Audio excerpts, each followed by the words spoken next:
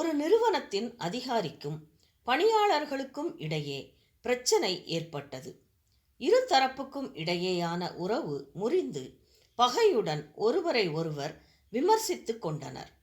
இதை சரி செய்ய அவரிலும் மேலான அதிகாரி வருகை தந்து சமரசம் செய்யும் முயற்சியில் ஈடுபட்டார். அதன் தொடர்ச்சியாக அவர் இரு தரப்பிடமும் கூறியது என்னவென்றால், நீங்கள் ஒருவருடைய தவறை ஒருவர் மன்னித்து ஒப்புரவாகுங்கள் என்று வேண்டிக் கொண்டார். பணியாளர்களும் இணங்கி அதிகாரியிடம் கைகுலுக்கி ஒப்புரவாகி கொண்டனர். மேலதிகாரியும் திரும்பி சென்று விட்டார். ஆனால் ஒரு சில தினங்களிலேயே அந்த அதிகாரி தன்மேல் குற்றம் சுமத்திய பணியாளர்களை பணியிலிருந்து நீக்கிவிட்டார். அவரால் அவர்களை நேசிக்கவும் முடியவில்லை, மன்னிக்கவும் முடியவில்லை. யாக்கோபு தேச பிதாவாக கருதப்பட்டதால் நாம் அதிகமாக அவரை கதாநாயகனாக பாவித்து அவருடைய வாழ்க்கையை தியானிக்கிறோம். ஆனால் ஏசாவின் வாழ்க்கையை அதிகம் சிந்திப்பதில்லை.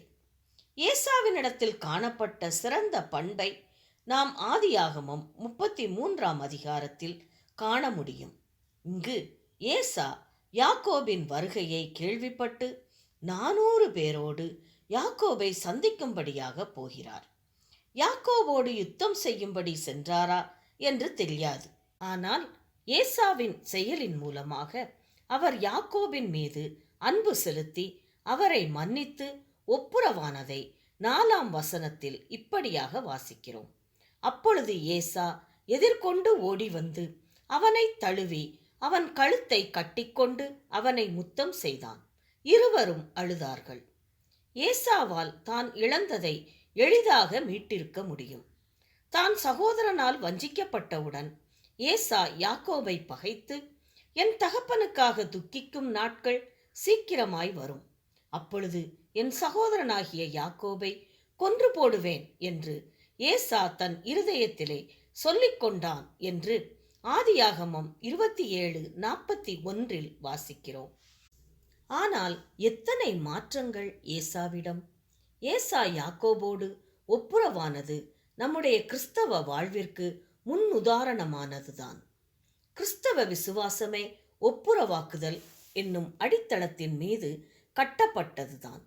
அப்போஸ்தலர் பவுல் எபேசியருக்கு எழுதின நிருபம் 2ஆம் அதிகாரம் 16ஆம் வசனத்தில் பகையை சிலுவையினால் கொன்று அதனாலே இரு திறத்தாரையும் ஒரே சரீரமாக தேவனுக்கு ஒப்புரவாக்கினார். தேவன் மனுக்குலத்தின் மீது வைத்த பேரன்பின் நிமித்தமாக கிறிஸ்துவை சிலுவையில் அறைய கொடுத்து நம் பாவங்களை அவர் மீது சுமத்தி நம்மீது வரவேண்டிய ஆக்கினையை தம்மீது சுமந்தார் கிறிஸ்து.